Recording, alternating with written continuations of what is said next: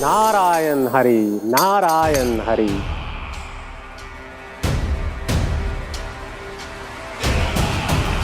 प्रणाम देवर्षि। किस योजना में कितना लाभ है और कितनी हानि, यह आंकलन करते करते थक गए होंगे मथुरा नरेश। देवर्षि, आज मेरा ध्यान कैसे आ गया आपको? आप तो सदैव ही मेरे ध्यान में रहते हैं महाराज कंस। सत्य तो यह है कि मथुरा में जो भी हो रहा है मुझसे छिपा हुआ नहीं है। मैं जानता हूं कि आप किसी भी असुर को वृंदावन क्यों ना भेजें, और वो असुर कितना भी शक्तिशाली क्यों ना हो, कृष्ण का सामना नहीं कर पाता। या तो पराजय स्वीकार करके आपके पास लौट आता है, या तो फिर वीर गति को प्राप्त हो जाता है।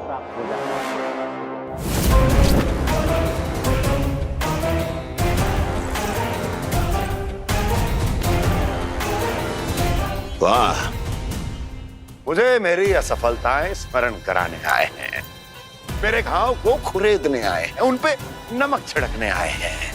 मित्र को शत्रु समझने की भूल मत कीजिए महाराज कंस। मैं तो आपकी सहायता करने आया हूं।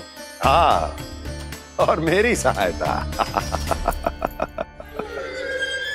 कृष्ण विष्णु अवतार है, आप विष्णु के भक्त हैं। मैं हूं विष्णु द्रोही, फिर भी तो आपके आराध्य को हानि पहुंचाना चाहता है, उसकी सहायता करना चाहते हैं आप। क्या आप निश्चित रूप से कह सकते हैं कि आप ब्रह्मांड के सभी नियमों को अच्छी तरह समझते हैं? अवश्य। आपके लिए बस इतना ही जानना पर्याप्त होगा कि मैं जो कुछ भी कर रहा हूं उसके लिए मेरे व्यक्तिगत कारण हैं। मैं तो बस आपके हित में पिछली बार की तरह एक सुझाव लेके आया था, पर यदि आप मेरा सुझाव सुनना भी नहीं चाहते तो आपकी इच्छा। नारायण हरि, नारायण हरि। कारण चाहे जो हो, इनके पिछले सुझाव के कारण ही आज मेरे शत्रुओं की संख्या कम है। अन्यथा मैं देवकी के अन्य पुत्रों को भी जीवित छोड़ देता, और आज वो सब अपने भाई के साथ मिलकर उसकी शक्ति को अनेक गुणा बढ़ा देते। ठहरिए देवर्षि।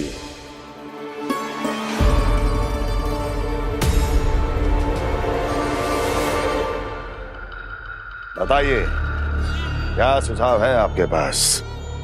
मेरे सुझाव का नाम है कालिया नाग।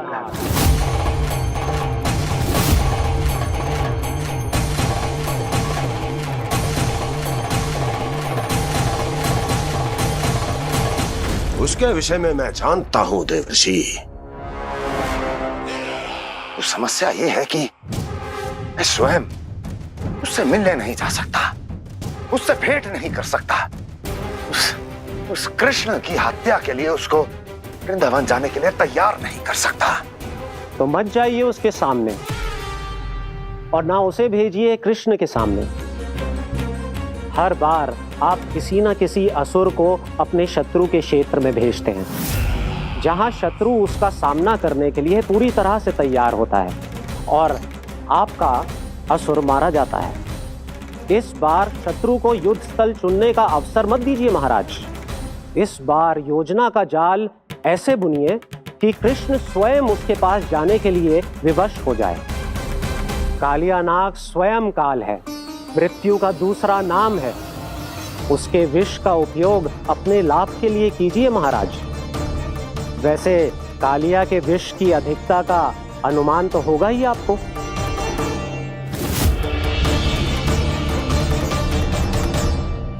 एक बार जो उसके क्षेत्र में पहुंच गया, फिर उसके विष से बचना असंभव है। उचित सुझाव है देवर्षि, उचित सुझाव है। देवर्षि, उस छलिया विष्णु की भक्ति करते करते आप भी उसके रंग ढंग सीख गए हैं। उचित है। उचित है।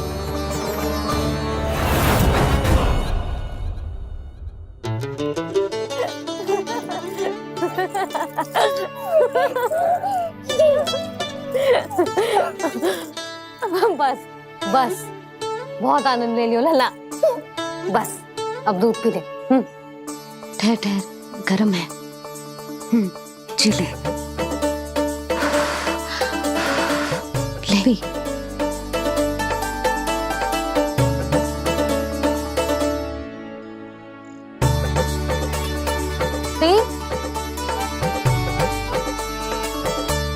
मैं ना होती तो ना जाने क्या होता तेरा।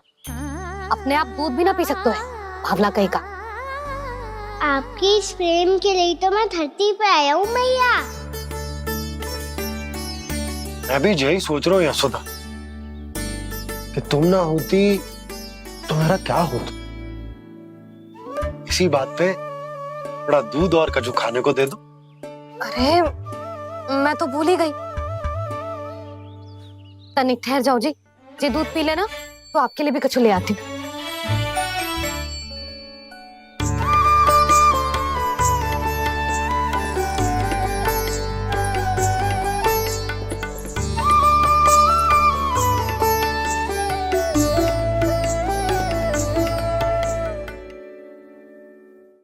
प्रणाम महाराज। आपकी आज्ञा के अनुसार बिल्कुल वैसा ही पत्र तैयार किया है जैसा आप चाहते थे।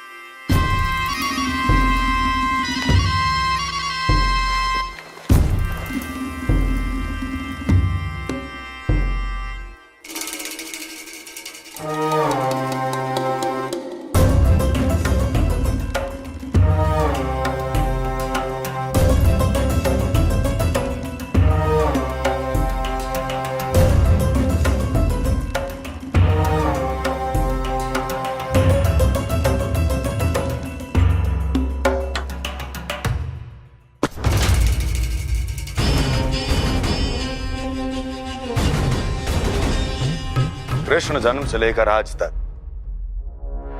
ये मेरी सबसे महत्वपूर्ण योजना है। इसका सफल होना निश्चित है दूत, किंतु केवल वही करना जैसा मैंने कहा है। जाओ।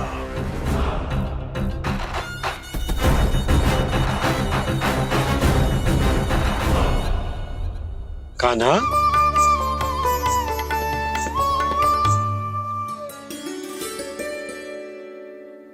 क्या होगा? बाबा मैं चाहता हूँ कि मैया की ममता क्रिस्टल फ्रेम की वर्षा मुझ पे सरतेव ऐसे होते रहे। वो तो होती रहेगी लल्ला।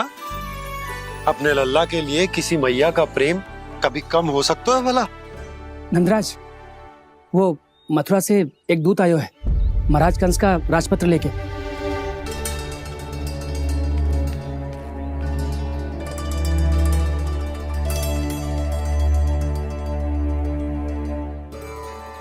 कान्हा अब क्या करने वाला है?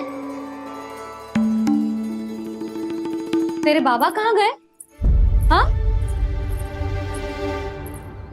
कंस मामा का खेल आरंभ हो गया है, पर मैया वो सब सुनेगी तो व्यर्थी चिंतित हो जाएगी। बस थोड़ा बाहर गया मैया, कछु खाइए से। बाहर इस समय? मैया क्या होगा? मैया देखो ना, पीठ पे कछु हो रहा है। मेरा हाथ ना पकड़ो, आप करो ना। यहाँ? क्षमा करना मैया, पर अभी बाबा को ही संभालने दो ये सब। कहिए, क्या संदेश लाए हैं आप? नहीं नंदराज, नहीं। महाराज कंस का आदेश है कि यह संदेश सभी गांव वालों के साथ ही पढ़ा जाए। ठीक है, मैं गांव वालों के सामने पढ़ दूंगा, पर मुझे तो दीजिए पढ़ने के लिए। महाराज की आज्ञा का पालन करना आपके लिए भी आवश्यक है नंदराज।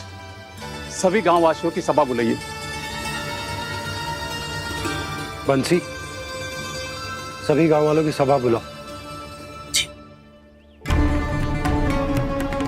राजपत्र में ऐसा क्या संदेश भेजो है कंस ने? अब मेरे पत्र को पढ़कर सब भौचक्के रह जाएंगे। और वो कृष्ण, उस कृष्ण के पांव के नीचे से तो भूमि खिसक जाएगी, आकाश फट पड़ेगा, बिजलियां गिर जाएंगी। प्राप्ति, ओ प्राप्ति, कंस का पत्र स्वयं को बहुत अधिक शक्तिशाली समझता है ना वो।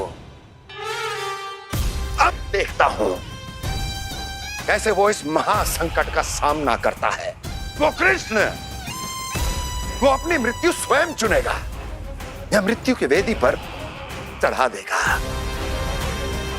प्रिय वृंदावन वासियों को।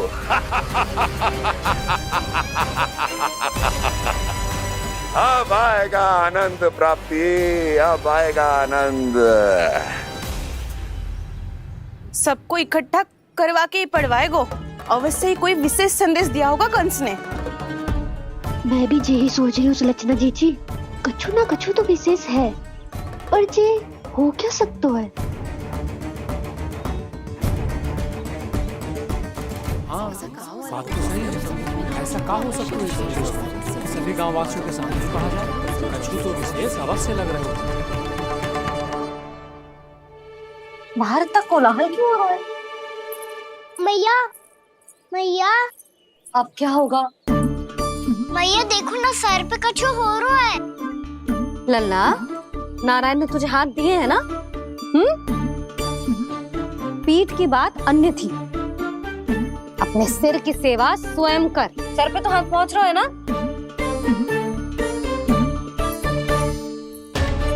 मैया सुनो ना, मैया देखो ना, तीव्र कर कछु हो रहा है।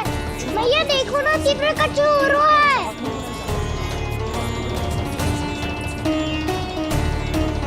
सब लोग आ चुके हैं, अपना संदेश सुनाइए आप।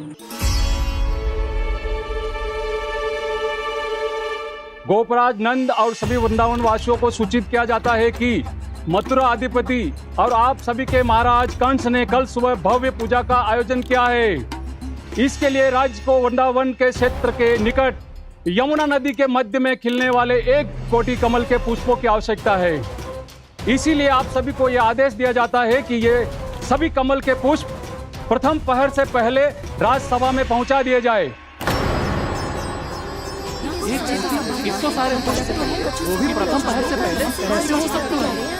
यदि आप ऐसा करने में असफल रहे तो इसे राज आज्ञा का उल्लंघन माना जाएगा और राजद्रोह के आरोप में आप सभी को कड़े से कड़ा दंड दिया जाएगा। स्मरण रहे, यदि कल की पूजा में इन 1 कोटि कमल के पुष्पों का ना पहुंचने के कारण कोई व्यवधान आया तो समस्त वृंदावन वासियों को दोषी माना जाएगा और पूरे गांव को निवासियों सहित धूल में मिला दिया जाएगा। कल प्रथम पहर तक का ही समय है आप सबके पास।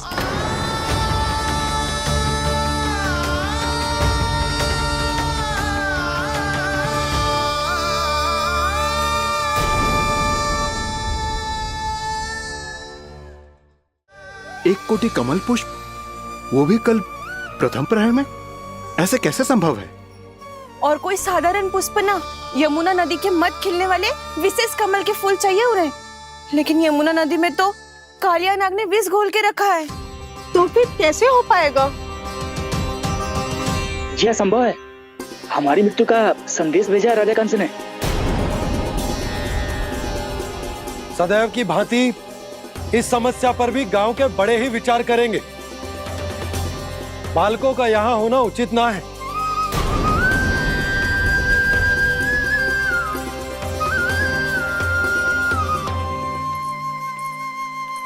लल्ला, ले गेंद ले, जा अपने सखाओं के साथ खेल। सुबह उज्जवल, मधुमंगल वसंता, देखो मैया ने क्या दिया है। चलो खेले, बहुत आनंद आएगा आज।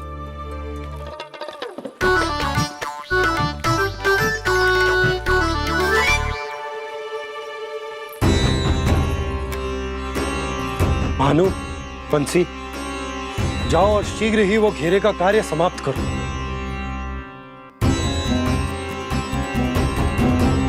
पर कछु ना कछु तो करना पड़ेगा ना।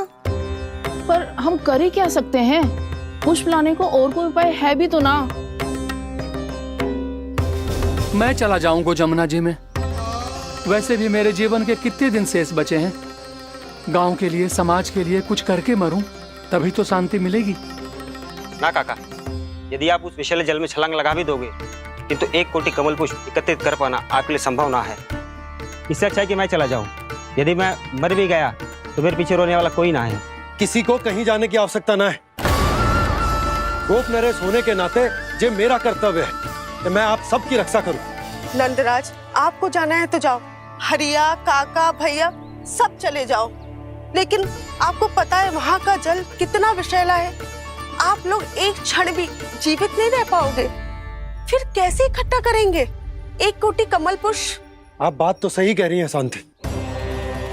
उस दुष्ट कंस ने ऐसी मांग रख के हम सबको फंसा दिया।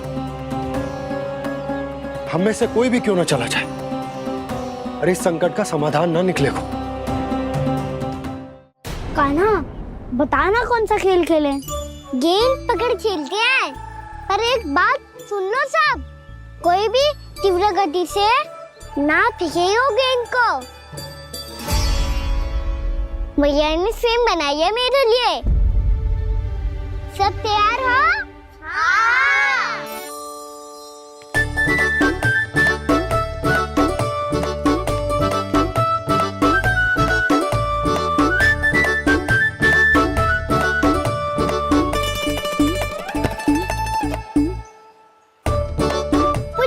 मुझे दो।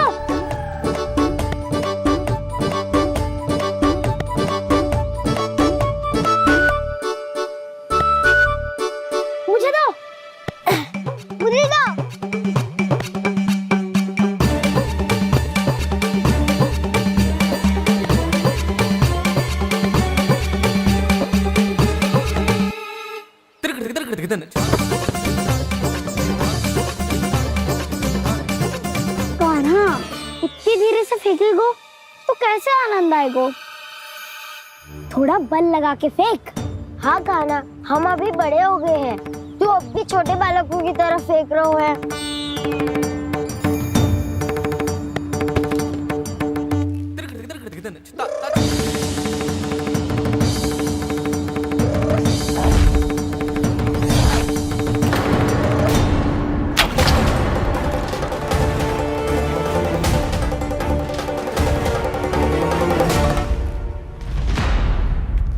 दीदी जी क्या करो कान्हा?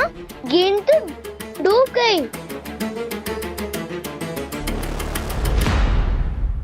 अच्छा, तो ये सब इसकी योजना का भाग था ताकि ये कालिया का सामना कर पाए। तुम सबने तो कही थी तीव्र गति से फेंको। देखो फिकवा दी ना मेरी गेम। मुझसे नदी में। अब मुझे जाके लानी पड़ेगी। रुक जा कान्हा, रुक जा कान्हा। जी क्या बोल रहे थे कान्हा? इसमें तो बहुत संकट है। कोई भी संकट मेरी मैया का उपहार खोने से बड़ा ना है। बहुत प्रेम से बना के उन्होंने दी थी। हे नारायण, कोई उपाय समझ में ना आ रहा है। मैया, अब कैसे करेंगे हम अपने गांव की रक्षा? कीड़े पड़ेंगे उस दुष्ट को। यदि उसके कारण किसी के प्राण चले गए तो कौन सा फल मिलेगा उसे इस पूजा का? तुम सही कह रही हो यशोदा। और हमारे पास कोई और दूसरा विकल्प भी तो ना है। यदि हमने मथुरा की राज आज्ञा का पालन ना किया तो इसका दुष्परिणाम पूरे गांव को भुगतना पड़ेगा।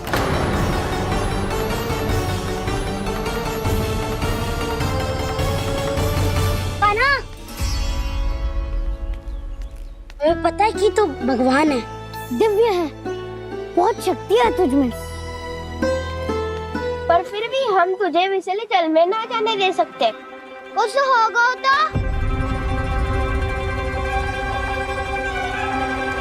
तुम सब इतनी हट कर रहे हो तो ठीक है, ना जाऊंगा। गेंद कहाँ गिरी है, कितनी दूर गई है, ये तो देख लो, ताकि उसे बाहर निकालने का कोई उपाय ढूंढ पाओ।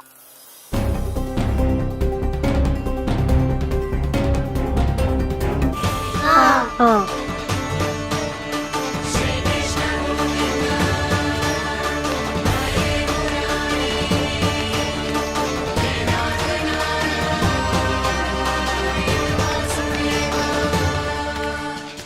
कान्हा की ये लीला तो समझ ही नहीं आ रही। पहले इसने देवश्री नारद को मथुरा जाकर कंस को भगाने के लिए कहा, फिर स्वयं ही दुखी भी हो गया कि अब इसका रहस्य सबके सामने खुल जाएगा। और अभी स्वयं ही तो इसने कहा था कि गेट बहुत महत्वपूर्ण है, फिर स्वयं ही उसे नदी के विसले जल में फेंक दिया।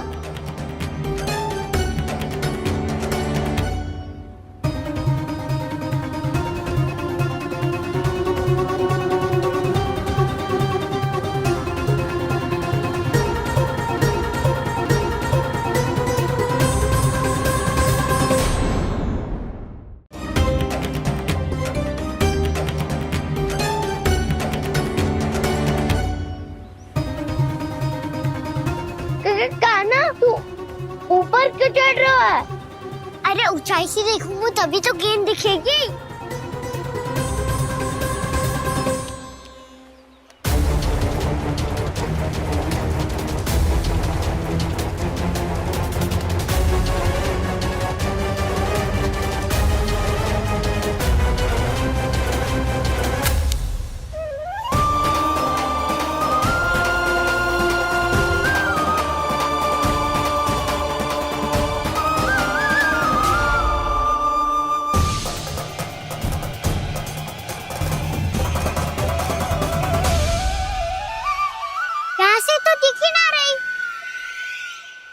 वहीं से फेंकी थी ना?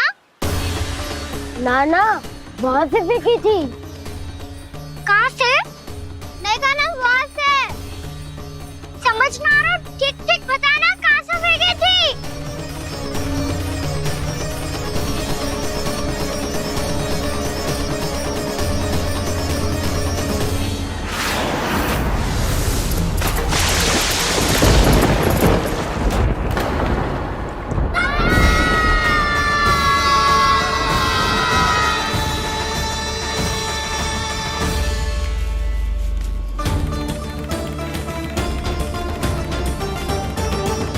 कालिया नाग के क्षेत्र में जाकर कोई भी जीवित वापस ना लौट सको है।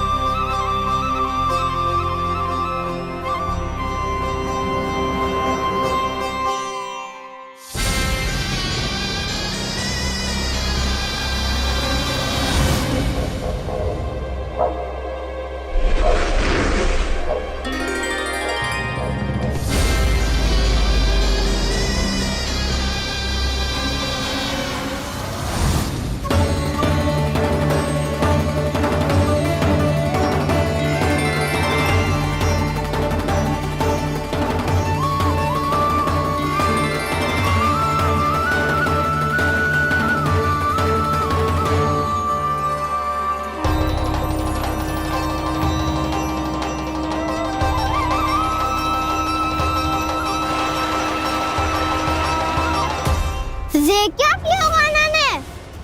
कालिया नाग तो उसे देखते ही निकल जाएगा।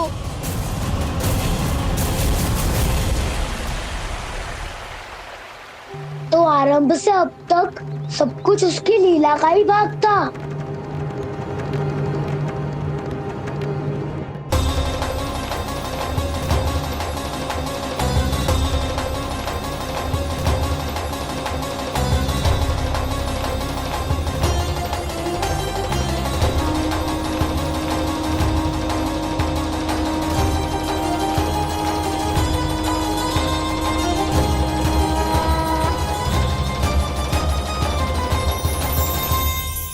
इतना सुंदर रूप, मन मोहने वाली मुस्कान, अद्भुत तेज और भगवान जैसी दिव्यता।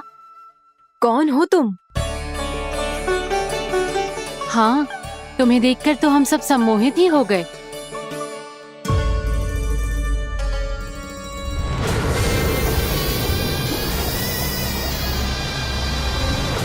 जो भी हो बालक, वापस लौट जाओ। हमारा हृदय तुम्हें ही देखते रहना चाहता है, किंतु यदि हमारे पति जाग गए तो तुम्हें अवश्य हानि पहुंचाएंगे। ये बहुत विषैले है बालक, कालकोट जैसे भयानक, इनके विष से तुम नहीं बच सकोगे। नंदराज, कालिया नाग के विष का प्रभाव बढ़ते ही जा रहा है। पहले 8 कोस तक उसके विष का प्रभाव था, अब तो 1 योजन से अधिक क्षेत्र में फैलो है। जल पीने के प्रयास से अनेक पशु मारे गए हैं और नदी के निकट के वृक्ष और वनस्पति सब नष्ट होने लगे।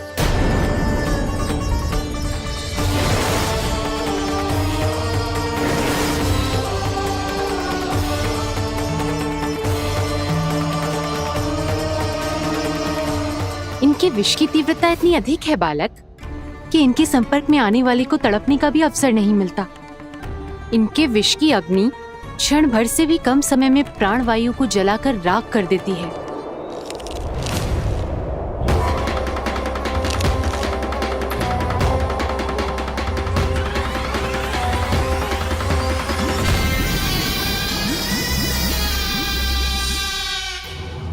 तब तो समस्या और भी गंभीर हो जाएगी। मैंने तो सुनो है कि कालिया नाग कम से कम 2 योजन लंबा है, सैकड़ों फन है उसके।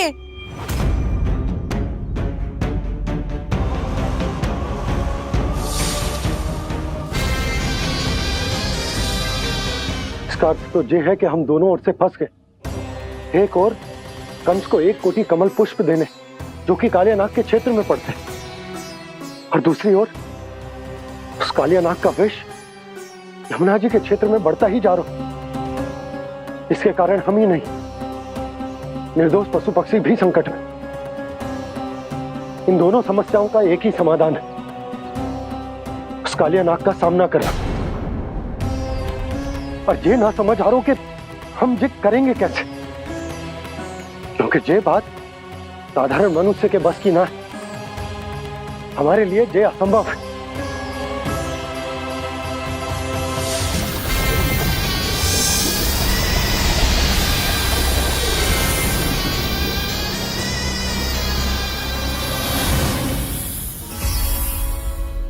अब तो तुमने अपनी आंखों से भी देख लिया बालक, ये कितने विषैले हैं। नींद में भी विष उगलते हैं। इससे पहले कि तुम्हें कुछ हो जाए, चले जाओ यहाँ से, मान लो हमारी बात। आप सब मुझे जानती भी नहीं और फिर भी मेरी इतनी चिंता कर रही हैं आप। माँ की ममता भेदभाव नहीं जानती। तुम भी किसी के पुत्र हो और हम सब भी माँ हैं। एक माँ को हर बालक में अपनी ही संतान दिखाई देती है, इसलिए हम तुमसे विनती करते हैं, वापस चले जाओ, बचा लो अपने प्राण। मेरी चिंता मत कीजिए, मुझे कुछ नहीं होगा। होगा, अनर्थ होगा यदि ये उठ गए तो।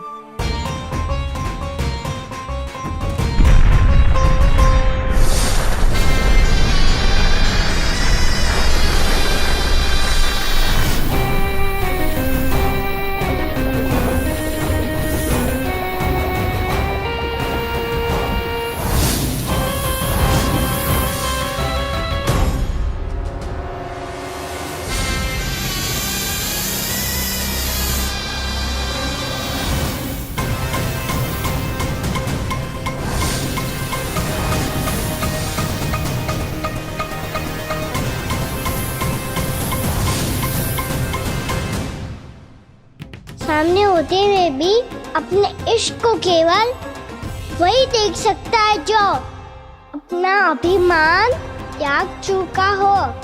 पर पूर्व जन्म में मेरा भक्त होने के नाते मेरा सत्य स्वरूप देख पाने में मुझे इसकी सहायता करनी चाहिए।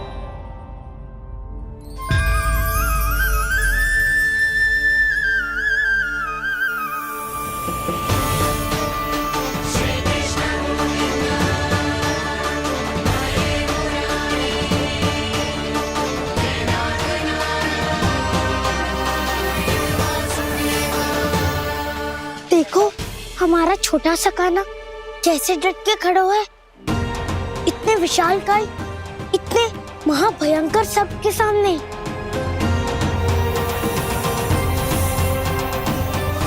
ये कोई भगवान नहीं है जो इसके सामने हाथ जोड़ रही हो तुम सब।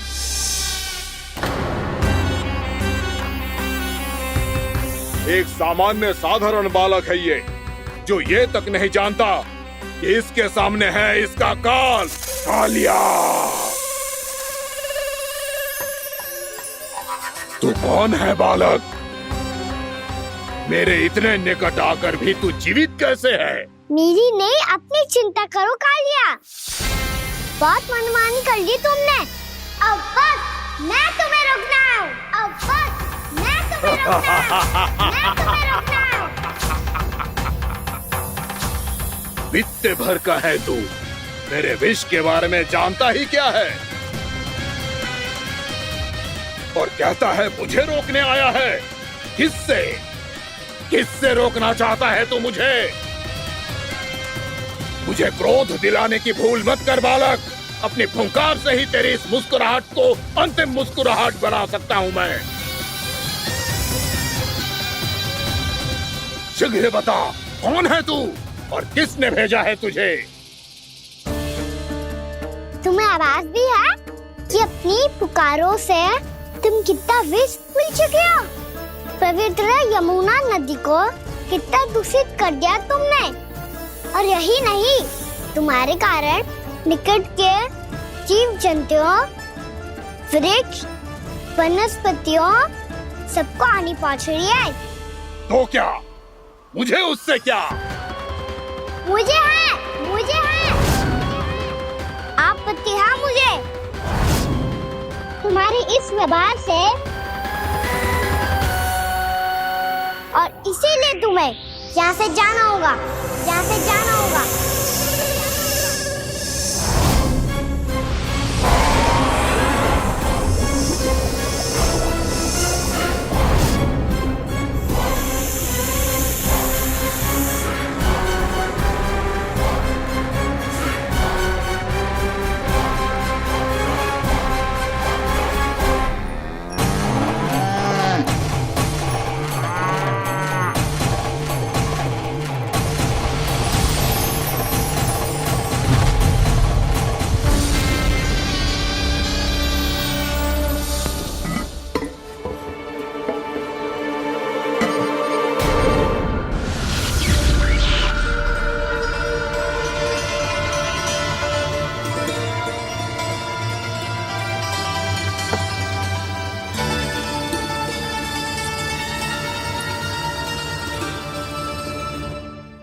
मुझे आदेश देने का साहस भी कैसे किया तूने? इस क्षेत्र को मैंने अपना राज्य बनाया है। मेरा परिवार रहता है यहाँ, और तू मुझे यहाँ से जाने के लिए कह रहा है? हाँ, क्योंकि तुम्हारे यहाँ रहने के कारण अन्य जीवों को हानि हो रही है, और मैं ऐसा नहीं होने दे सकता। मैं तो बस वही कर रहा हूँ जो एक सर्प का स्वभाव है। विष फैलाना स्वाभाविक है मेरे लिए। इसलिए मुझे चुनौती मत दे बालक। चुनौती तो मैं दे चुका हूँ कालिया। अब तो बस तुम्हें स्वीकार करनी है।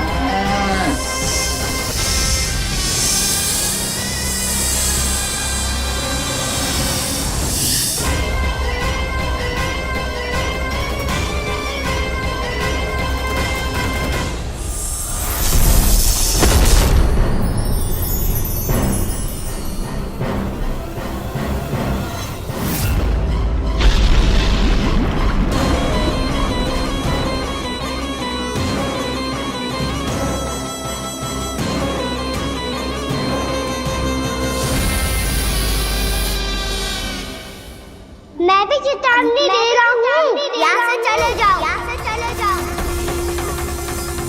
अपनी भूल को पहचानो कालिया। तुम जो कर रहे हो वो अनुचित है।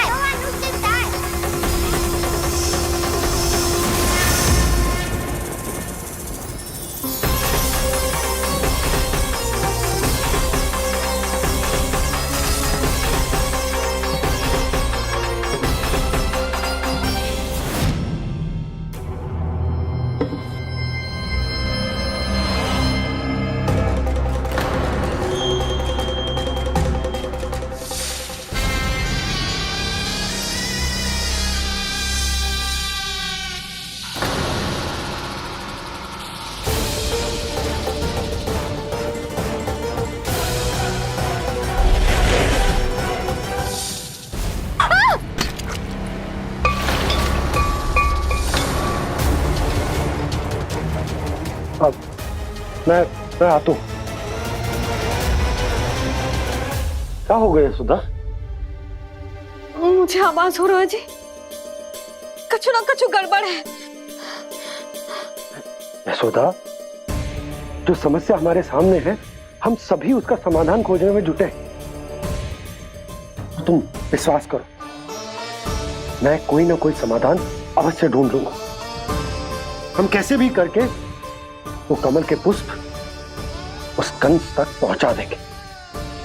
नाना, समस्या उससे कहीं अधिक है, उससे कहीं अधिक बड़ी, उससे कहीं अधिक भयानक है।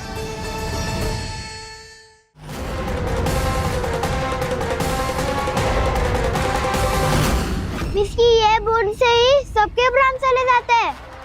इसने तो विस्की धारियां फेंके हुए हैं खाना पे। कान्हा कैसे बच्चे को अधिक विष से? इसका विष तो क्या, ये सर स्वयं भी छू तक नहीं पाएगा हमारे कान्हा को।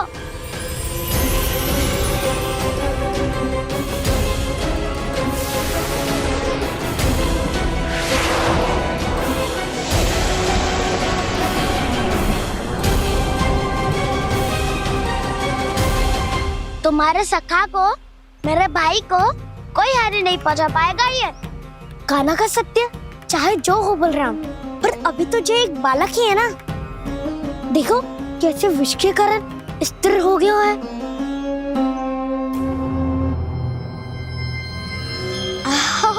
हाउ सर्फ ने कितनी आसानी से अपनी पूंछ से बांध लिया है।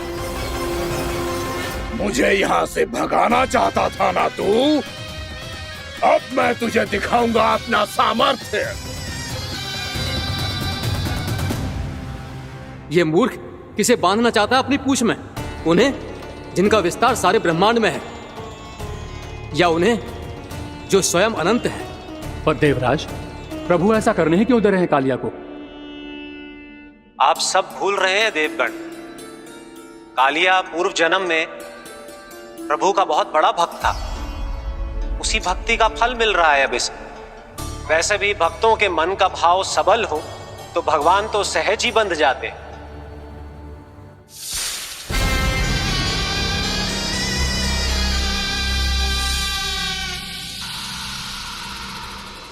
बलराम, तुमने ही तो कही थी कान्हा को कछु ना होगा। देखो उस दुष्ट ने चारों ओर से जकड़ लियो है।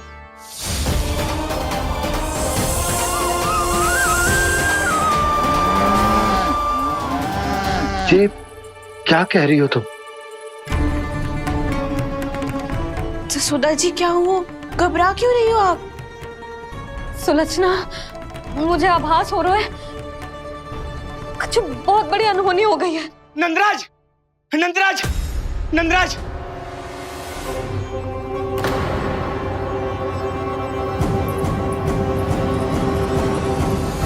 नंदराज, कान्हा ने जमना नदी में छलांग लगा दी है। कान्हा ने जमना नदी में छलांग लगा दी है। कान्हा ने जमना नदी में छलांग लगा दी है। कान्हा जमना में कूद गया है। मुझे लगा था आज कछु गड़बड़ होने वाली है। मुझे आज कान्हा को ना जाने देना चाहिए था।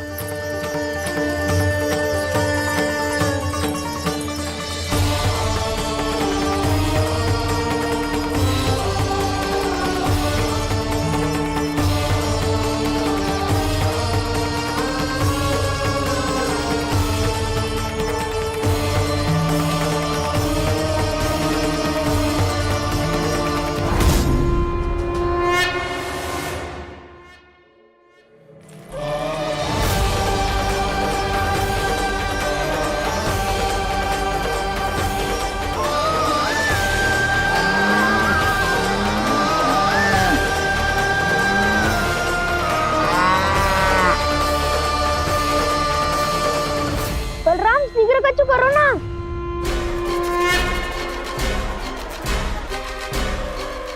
कुछ भी करो पर कान्हा को बचाओ।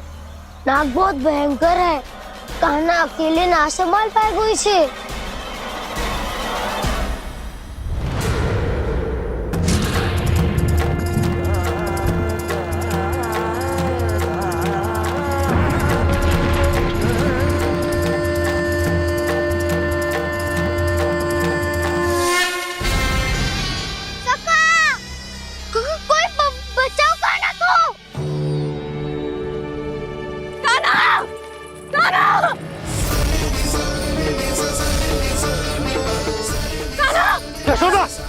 यशोदा रुको। छोड़ दो मुझे, छोड़ दो मुझे। जीजी संभालो, बावली हो गई क्या? जीजी संभालो। कान्हा, कान्हा।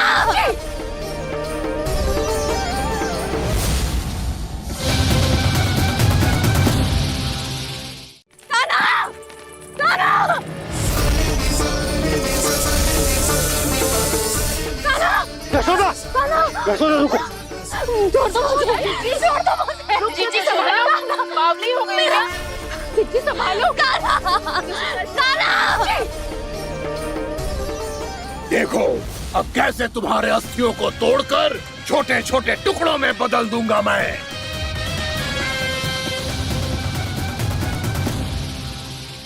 जी आप जाओगी तो आप भी फंस जाओगी। अपने लल्ला के लिए मैं किसी भी संकट का सामना करने के लिए तैयार हूँ। छोड़ो ना यशोदा, हमें कोई और उपाय खोजना पड़ेगा। कोई और उपाय? आप देख ना रही मेरा कान्हा किस दशा में है। कान्हा मैया के वश में नहीं है, नहीं तो ये अपने लल्ला के लिए साक्षात काल का भी सामना कर ले।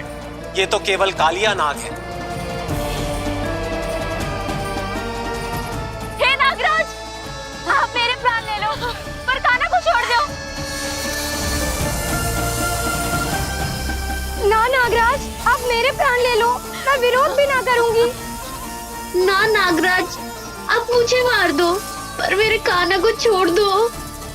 ना ना ना ना नागराज, मेरे प्राण ले लो। हमारे कान्हा से क्या शत्रुता है आपकी? प्रभु के लिए जो प्रेम यशोदा मैया के हृदय में है, वही इन सभी गोपियों के हृदय में भी है।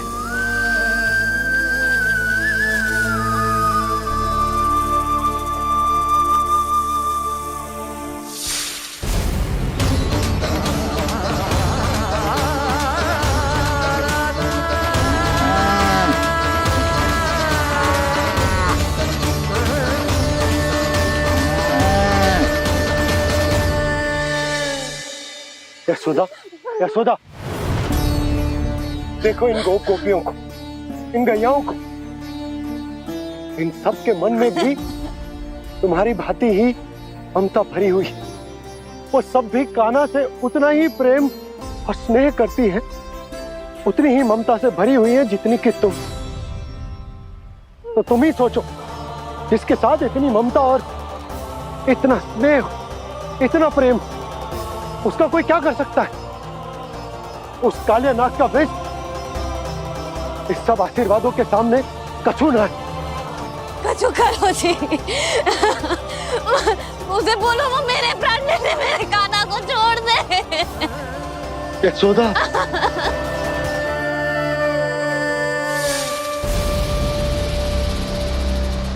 केवल इन्हीं में नहीं देवराज, नाग पत्नियों के हृदय में भी ममता का वही प्रेम उमड़ रहा है।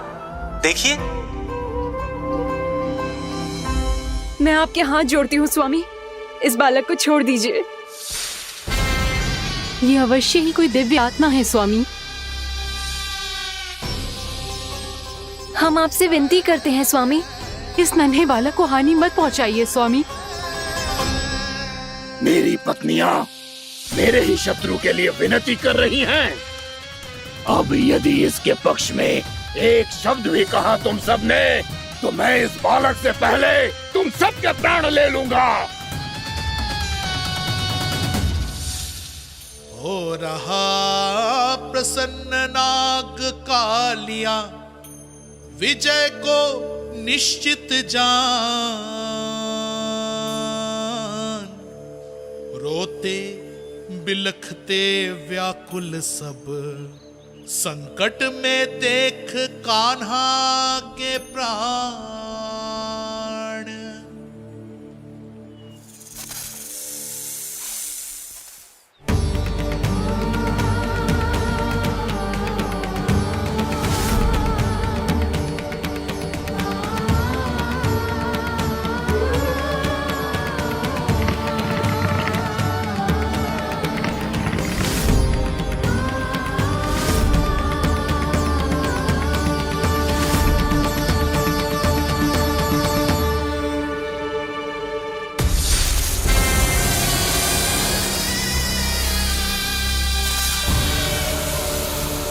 कुछ करो जी, मेरे लल्ला को बचा लो, कोई तो कुछ करो। जीजी संभालो यशोदा। यशोदा, यशोदा तुम शांत हो जाओ, मैं कान्हा को वापस लेकर आऊंगा, मैं रक्षा करूंगा उसकी। ना नंदराज, नंदराज नहीं, कम से कम आप तो समझो नंदराज, कालिया के पास आप जाओगे तो आप भी फंस जाओगे।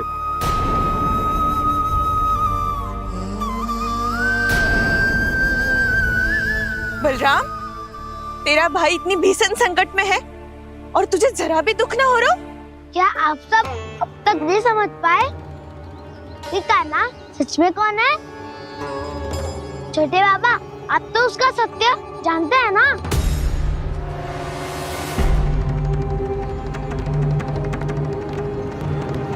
मानता हूँ कि आप सब कान्हा के रहस्य के बारे में नहीं जानते, पर क्या उसके जन्म से आज तक घटी एक से बढ़कर एक विचित्र घटनाओं को भी भूल गए हैं आप सब?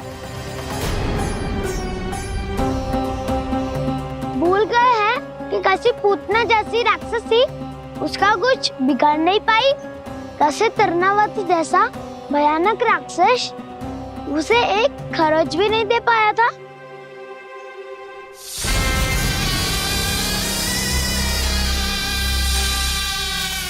आप सबने अपनी आंखों से देखा था ना, बकासुर से कान्हा की रक्षा करने देवता स्वयं आए थे, पर सत्य तो ये है कि वो सभी देवता भी उस असुर के सामने असमर्थ हो गए थे।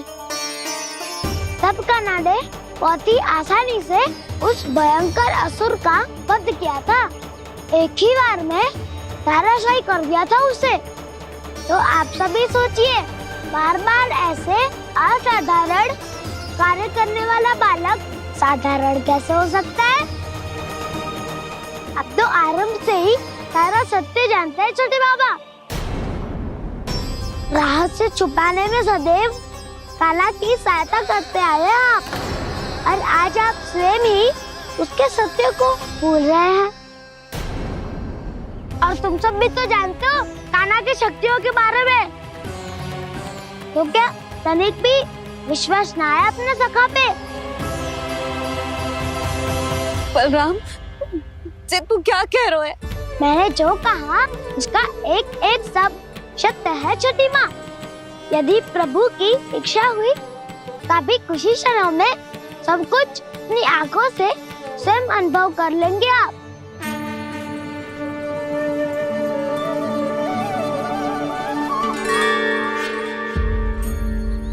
शांताकारं भुजगशयनं पद्मनाभं सुरेशं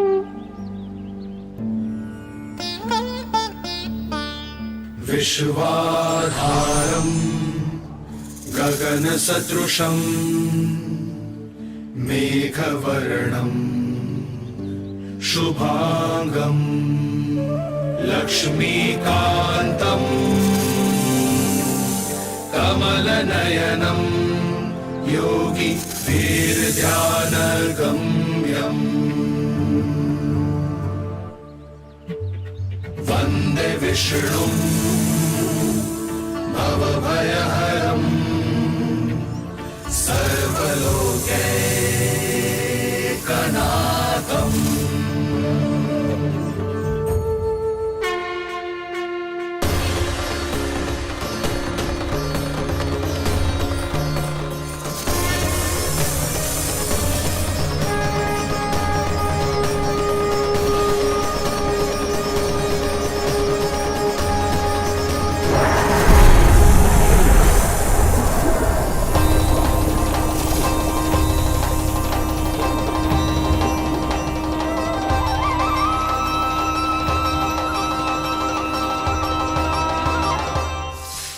लगता है बालक कि तू मेरी जकड़ से निकल गया तो अब बच जाएगा तू?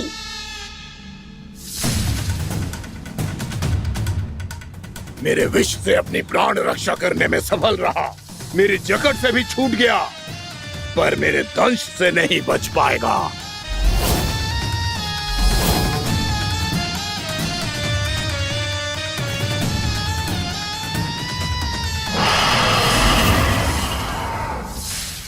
अब भय से भाग रहा है, पर मैं तुझे मृत्यु देकर रहूंगा।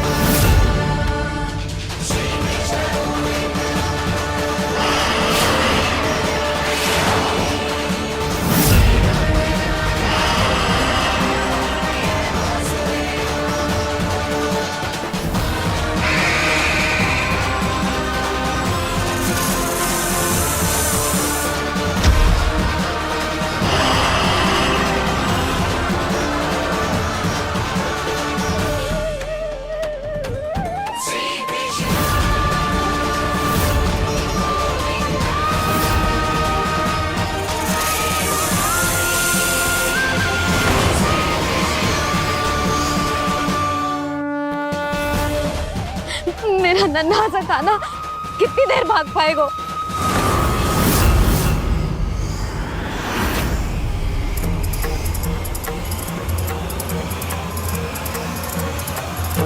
और कितनी प्रतीक्षा करोगे मेरी भक्त कालिया? भक्त नहीं, काल हूँ मैं तेरा। जब अहंकार का मुकुट बुद्धि को ढक लेता है तो भक्त अपने भगवान को भी नहीं पहचान पाता। व्यर्थ की पहेली में मत उलझा बालक, ना मैं भक्त हूँ और ना तू भगवान।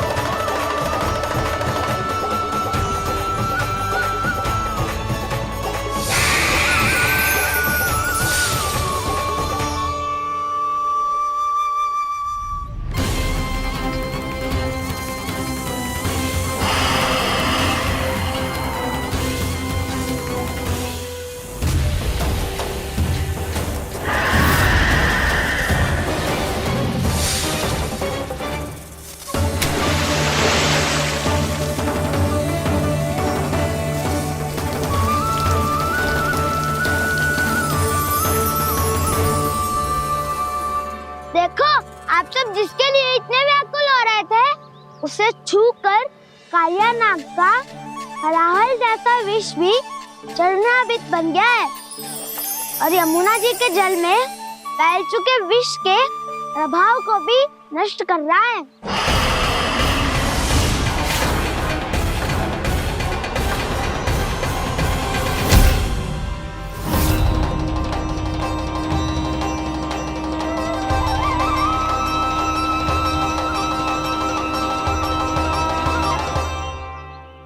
धर्म रक्षक अधर्म विनाशक प्रभु श्री कृष्ण का कौशल सचमुच अद्वितीय है।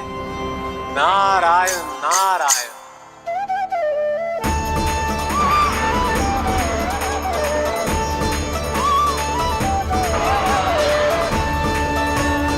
मेरा भार तुम्हारे भीतर के अहंकार का प्रतीक है कालिया।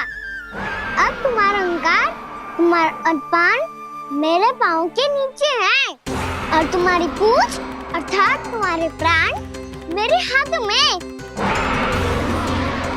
अब तुम क्या करोगे भक्त?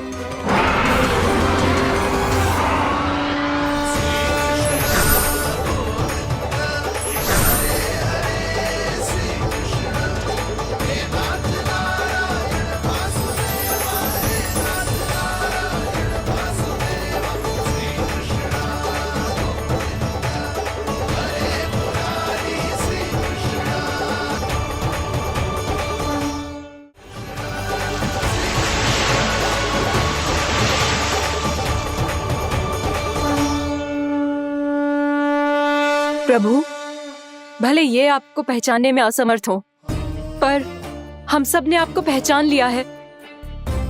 हाँ प्रभु, एक भक्त होने के नाते और एक अर्धांगिनी और माँ होने के नाते मैं आपसे इनके प्राणों की भिक्षा मांगती हूँ। अपनी कृपा दिखाइए और इन्हें क्षमा कर दीजिए। आपके लिए मित्र और शत्रु में कोई अंतर नहीं प्रभु। उसी तरह आपकी कृपा और दंड में भी कोई अंतर नहीं।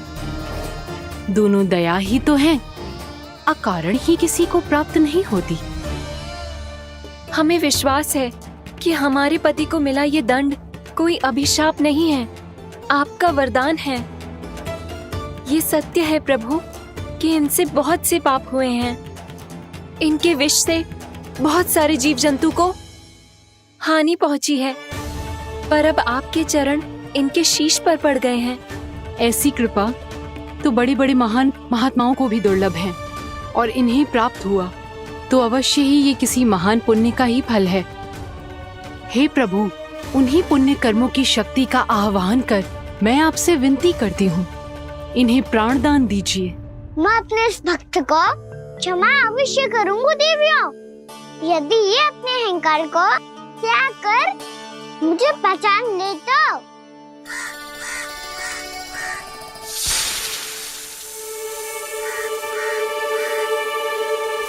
मैं तुम्हें श्राप देता हूँ, जितनी विषैली तुम्हारी जिह्वा है उतने ही विषैले सर्प बन जाओ तुम।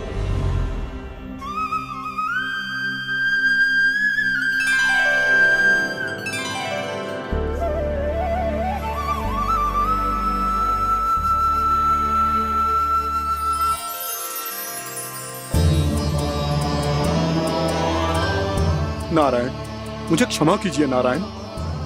मैं तो आपका परम भक्त था, किंतु मैं आपको पहचान नहीं सका। इसका दंड तो मुझे मिलना ही था, किंतु मैं अब प्रायश्चित करना चाहता हूं।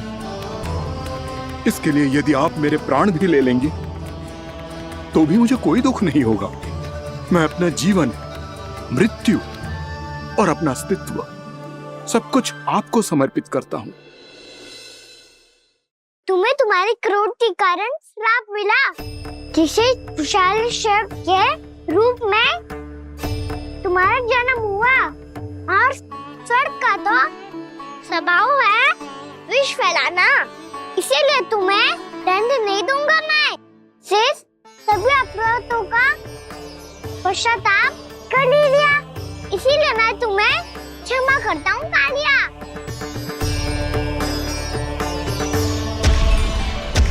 पर तुम्हें यहाँ से दूर समुद्र के बीच जाकर रहना होगा, जहाँ किसी निर्दोष का जीवन तुम्हारे विष से प्रभावित न हो। मैं चाहकर भी आपकी इस आज्ञा का पालन नहीं कर सकता। मैं असमर्थ हूँ प्रभु, क्योंकि यदि मैं इस क्षेत्र को छोड़कर गया तो मेरी मृत्यु निश्चित है। आपसे क्या छुपा है प्रभु? आप तो जानते हैं कि सर्प जाति और आपके वाहन गरुड़ के बीच अनंत शत्रुता चल रही है, जिसका प्रारंभ नागों के द्वीप नागालय से हुआ था।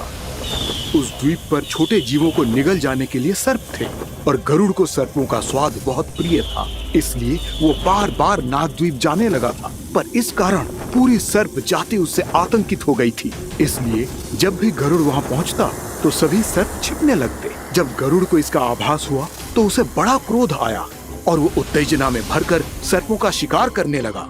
भूख ना होने पर भी उन्हें मारने लगा। अब सर्पों के प्राण हरना उसके लिए खेल बन गया था।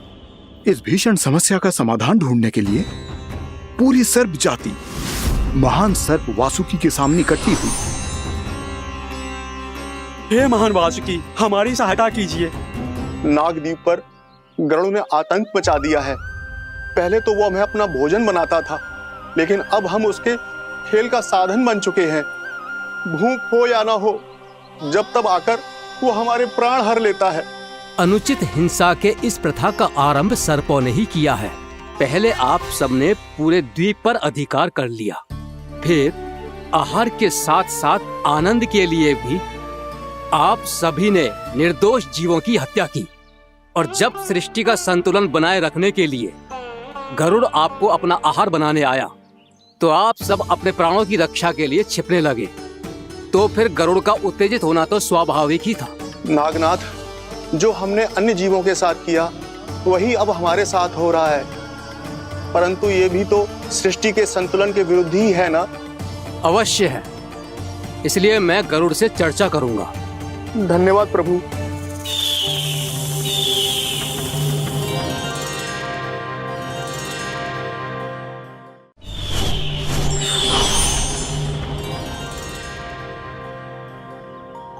श्री नारायण के वाहन पक्षीराज गरुड़, मैं संपूर्ण सर्प जाति की ओर से आपसे एक निवेदन करने आया हूँ। कहिए, क्या कहना चाहते हैं आप? हे पक्षीराज, यदि आप हम पर ऐसे ही आक्रमण करते रहे तो शीघ्र ही हमारी प्रजाति समाप्त हो जाएगी। इसीलिए हमारी आपसे विनती है, यदि आप उचित समझें तो सर्पों के किसी एक घर से हम आपको एक सर्प प्रतिदिन अर्पित करेंगे। आप उसको आहार बनाइए और अन्य सर्पों को जीवित रहने का अधिकार दीजिए। मुझे स्वीकार है। तब से प्रतिदिन किसी एक घर से एक सर्प गरुड़ के भोजन के लिए भेजा जाने लगा। समय के साथ मेरे घर की भी बारी आई, परंतु मैंने एक बहुत बड़ी भूल कर दी। समय आ गया है स्वामी, आज गरुड़ के आहार के लिए इसे चुना गया है। कौन है यह गरुड़ और क्यों दूं मैं इसे कोई भेंट? स्वामी, सभी सर्प राज्यों और गरुड़ के बीच में यही समझौता हुआ है, हमें इसका सम्मान करना ही होगा। मैंने कोई समझौता नहीं किया, मैंने कोई वचन नहीं दिया और ना ही मैं किसी गरुड़ से भयभीत होता हूँ। यदि इस राज्य में किसी को सर्पों को अपना आहार बनाने का अधिकार है तो वो केवल मुझे है।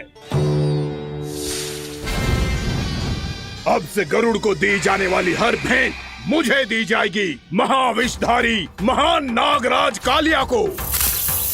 यह और कुछ नहीं, मेरा अभिमान था प्रभु, और यह मेरे इस जन्म की सबसे बड़ी भूल थी। क्योंकि फिर जब गरुड़ को इस बारे में पता चला तो कालिया, अभिमान में आकर तूने अपने काल को ललकारा है।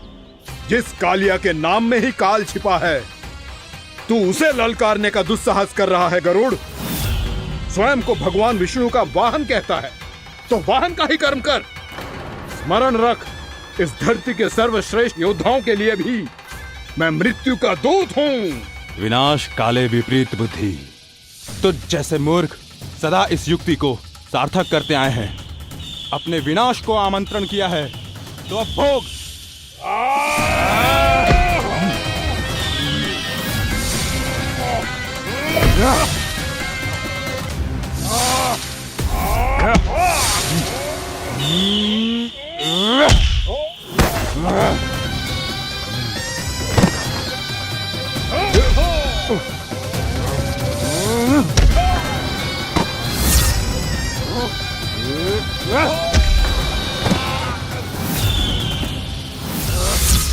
जिसने मेरा भोजन चुराने की धृष्टता की है वो इसी योग्य है। तू मुझे जानता नहीं है गरुड़, मैं महाविषधारी नाग कालिया हूँ। तेरा इतना दुस्साहस कि तूने मुझ पर चरण से प्रहार किया। वाह!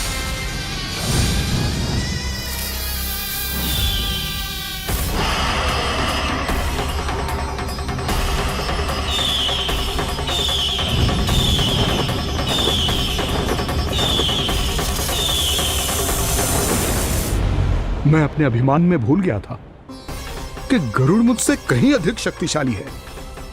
इसलिए अपने प्राणों की रक्षा करने के लिए मैं एक स्थान से दूसरे स्थान भागने लगा। नदियां, पर्वत, यहां तक कि मैंने सागर भी लांघ डाला, पर मैं जहां भी जाता गरुड़ के रूप में मेरा काल वहीं आ जाता। इसीलिए मृत्यु की आशंका से भयभीत होकर मैं अपने बड़े भाई मां कद्रु के प्रथम पुत्र अनंत शेषनाग से राय लेने चला गया। भैया, मैं यहां आपसे आपकी सहायता लेने आया हूं। मेरी एक छोटी सी भूल के कारण यह गरुड़ मेरा पीछा कर रहा है। मुझे हर समय हर स्थान पे ढूंढते रहता है। यदि उसने मुझे ढूंढ लिया तो वो निश्चित ही मेरे प्राण ले लेगा। मुझे कोई ऐसा स्थान बताइए जहां मैं अपनी पत्नी और अपनी संतानों के साथ शांति से रह सकूं। तुम यमुना नदी के किनारे वृंदावन क्षेत्र में जाके वास करो कालिया। गरुड़ वहां प्रवेश नहीं कर सकता क्योंकि उसे ऋषि सोबरी का श्राप मिला हुआ है।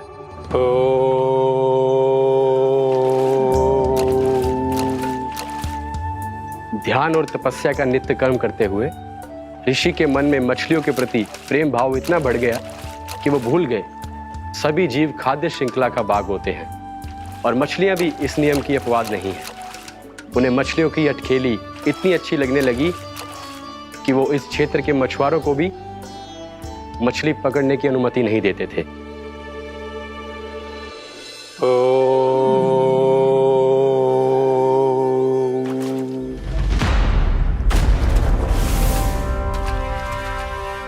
उस दिन वो उस पक्षी को नहीं रोक पाए, पर तब से सावधान रहने लगे। यहां तक कि अपने साधना से भी अधिक ध्यान वो पक्षियों पर केंद्रित करने लगे। ठहरो! इसी क्षण अपनी चोंच में पकड़ी इस मछली को छोड़ दो। तुम्हें इन मछलियों का आहार नहीं करना चाहिए पक्षीराज। ये तो खाद्य श्रृंखला का नियम है ऋषिवर। यदि मैं इनका आहार नहीं करूंगा तो कोई और पक्षी कर लेगा। मैं अपने आनंद या प्रतिशोध के लिए इनके प्राण नहीं ले रहा। ये तो बस मेरा भोजन है। पर यह मेरा तपस्या स्थल है। तुम यहाँ शिकार करके मेरी साधना में विघ्न नहीं डाल सकते पक्षीराज।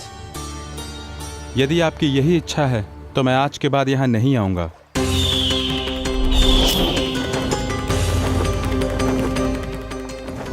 पर आज ये मछली मेरे आहार के रूप में पकड़ी जा चुकी है।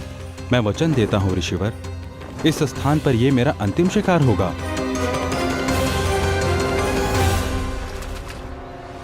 आज के बाद यदि तुमने वृंदावन की निकट उड़ान भी भरी तो तुम सैकड़ों टुकड़ों में फटकर मारे जाओगे पक्षीराज। ये मेरा श्राप है।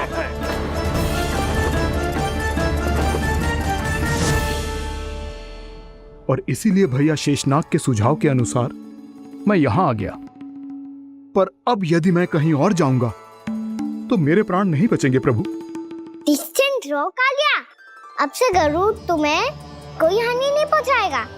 अब तुम्हारे फनों पर मेरी पक्षिंग बन गए कालिया। इसीलिए अब से तुम्हें गरुड़ से कोई भय नहीं होगा। निश्चिंत होकर अपने परिवार के साथ गहरे समुद्र में चले जाओ और सुख से शांति से निवास करो। पर ध्यान रहे निर्दोष जीवों को हानि ना पहुंचे। आपने मुझे जीवन दान दे दिया प्रभु। इस उपकार से मैं कृतज्ञ हूँ प्रभु। आदेश दीजिए, मैं आपकी सेवा कैसे करूं? तुम्हारे जल क्षेत्र से 1 कोटि कमल पुष्पों को लेने की अनुमति दे दो कालिया। यही मेरी सेवा होगी। प्रभु, ये तो मेरा सौभाग्य होगा।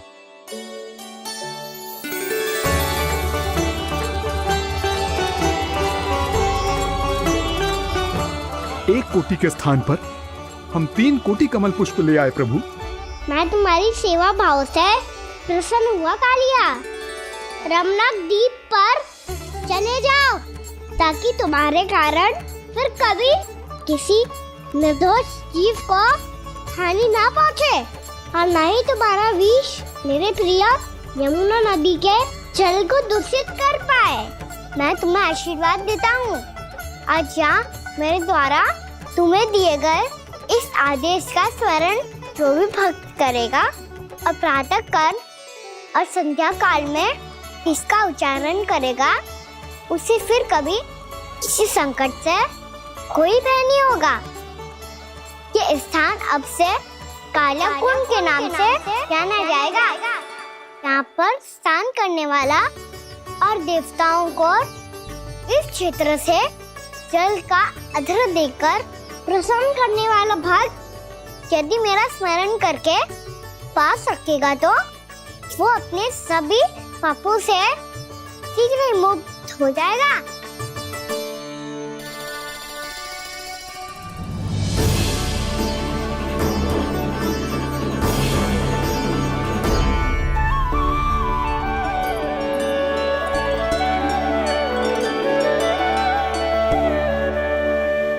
कौन है जी भगवान जिसने अभी अभी कालिया जैसे विशाल विस्तर का सामना किया? क्या एक साधारण बालक जो शीत की अधिकता से ठिठुर रहा है? क्या करूं? मैं लल्ला को ममता के आंचल में छुपा लूं या भक्त बनकर प्रभु की लीला देखती रहूं? क्या करूं मैं? कितना ठंडा था जल, बहुत सर्दी लग रही है। सर्दी से तड़पते हुए कैसे देखूं इसे? अभी जाके अपने पल्लू से सुखाती हूँ। हृदय से लगा के स्नेह की आंच दूंगी तो सर्दी पल भर में छूमंतर हो जाएगी।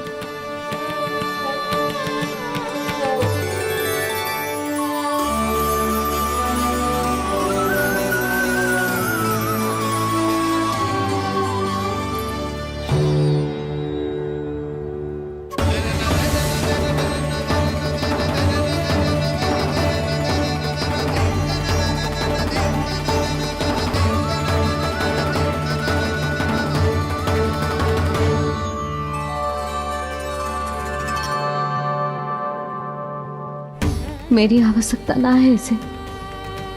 ये तो सच्ची में भगवान ही है जिसकी ठंड दूर करने के लिए स्वयं द्वादश आदित्य प्रकट हो गए।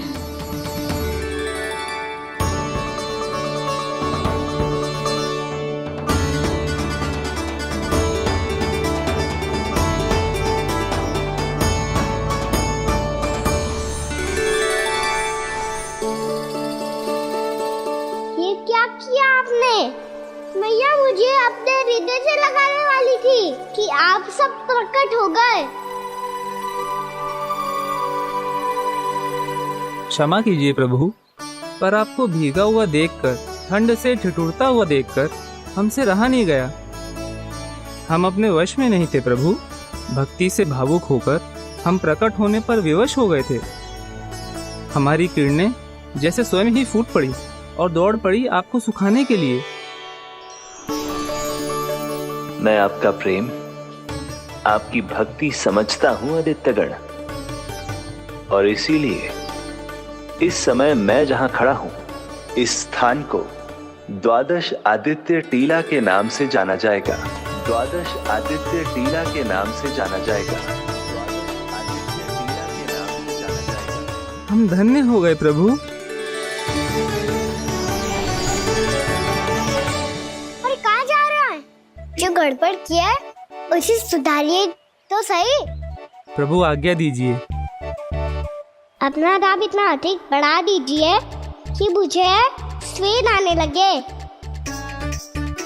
ताकि मैया मुझे स्वेद में लीला देख के और भूल जाए कि मैं ही भगवान हूँ, और मैया मुझे अपनी गोद में उठा के ले जाए।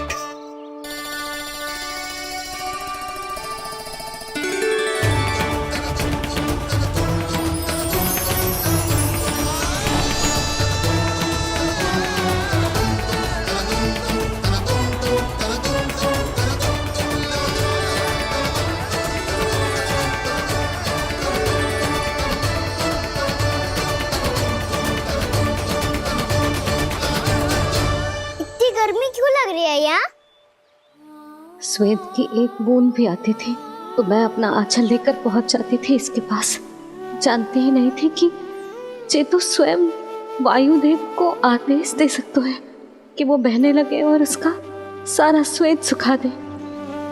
वायुदेव की आवश्यकता नहीं है मैया, मुझे आप ही चाहिए लगता है जिस बात का भय था वही सत्य होने लगी है।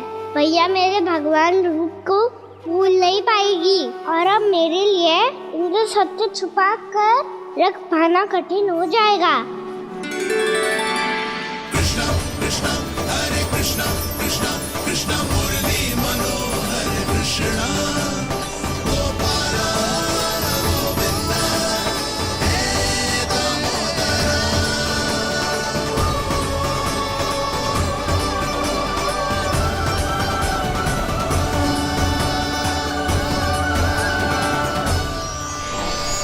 प्रभु, आपके श्वेत से बने इस प्रसंगदान सरोवर का प्रणाम स्वीकार कीजिए।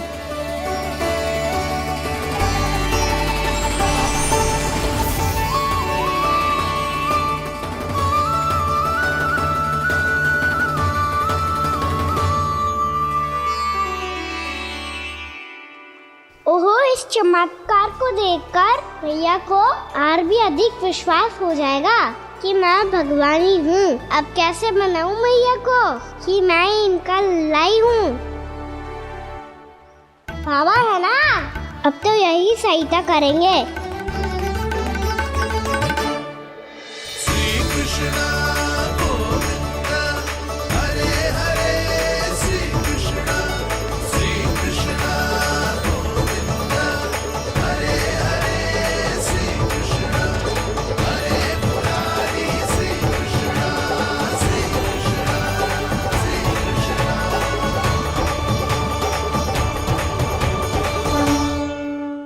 बाबा एक कोटी ना, मैंने तो 3 कोटी कमल पुष्पों का प्रबंध कर दिया है और चिंता करने की आवश्यकता ना है। 1 कोटी कमल के स्थान पर 3 कोटी कमल पुष्प मिल गए हैं। हाँ कान्हा, मैं उचित संदेश के साथ ये सारे पुष्प उस कंस के पास भिजवाता हूँ। महाप्रक्रमी कान्हा की जय। वृंदावन रक्षक कान्हा की जय। महाप्रक्रमी कान्हा की जय। भानु जी नंदराज, बाकी गांव वालों को लेकर ये सारे पुष्प इकट्ठा करो और कंस के दरबार में पहुंचाओ। जी।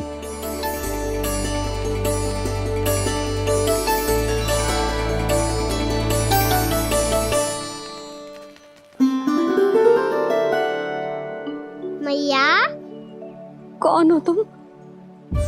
मुझे पता था मैया, जब आपको सत्य पता चलेगा तो आप मुझे मैया की तरह स्नेह ना कर पाओगी। इसीलिए आज तक सत्य छुपाता आया हूँ, ताकि आपकी ममता, आपका प्रेम अनुभव करने का अवसर मिलता रहा है मुझे। और फिर आज को बताया था ना, जो रहस्य तुमने बरसों तक छिपाया था उसका भेद खुलने में तुम्हारा ही योगदान है। मुझे कालिया के शीश पर अपने पद चिन्ह रखकर उसे मुक्त कराना था दाऊ, वचन दिया था मैंने उसे। इसके अतिरिक्त निर्दोष पशु पक्षियों के जीवन को कालिया के विष से ही बचाना था मुझे। इसमें कंस को तो सम्मिलित करना ही था, ताकि जब मैं कालिया का सामना कर रहा हूँ तो वो किसी और असुर को समस्या बनाकर वृंदावन ना भेज दे। पर इस सबसे बड़ा एक कारण और था दाऊ, मैं चाहता था कि मैया को सत्य पता चल जाए। पर क्यों कहा ना? क्योंकि मुझे लगने लगा था कि मैया से ये रहस्य छुपाकर इनके साथ धोखा कर रहा हूँ। अपराध बोध से दबा जा रहा था मैं।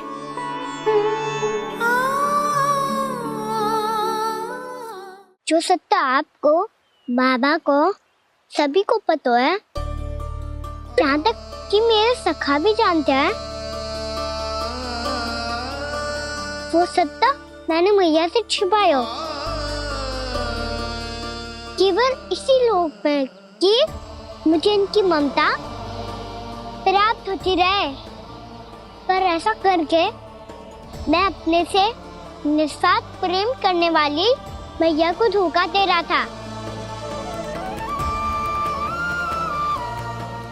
आप ही बताओ दाऊ, जो इस संसार में मुझसे सबसे अधिक भरोसा करता है, उसी के साथ चल कैसे कर सकता हूँ मैं? हाँ, मैं नारायण का अवतार हूँ,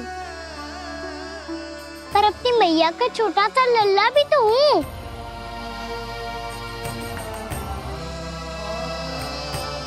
इसीलिए तो यमुना जी में छलांग लगाने का एक कारण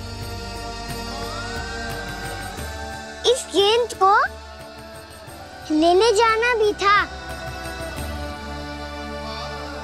ने स्नेह से बनाई थी मैया ने गेंद, इसे अपने से दूर कैसे होने देता मैं?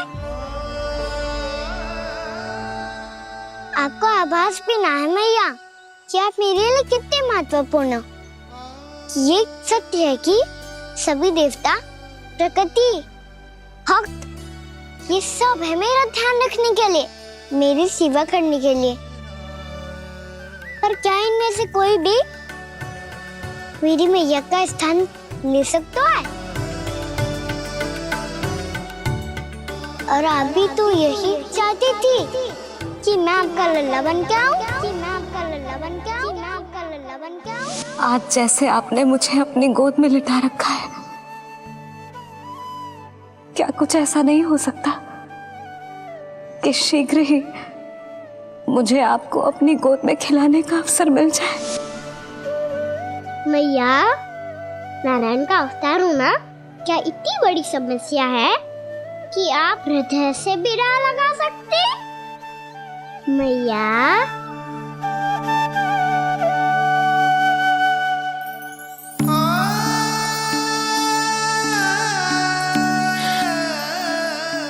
मेरा कान्हा, मेरा लल्ला।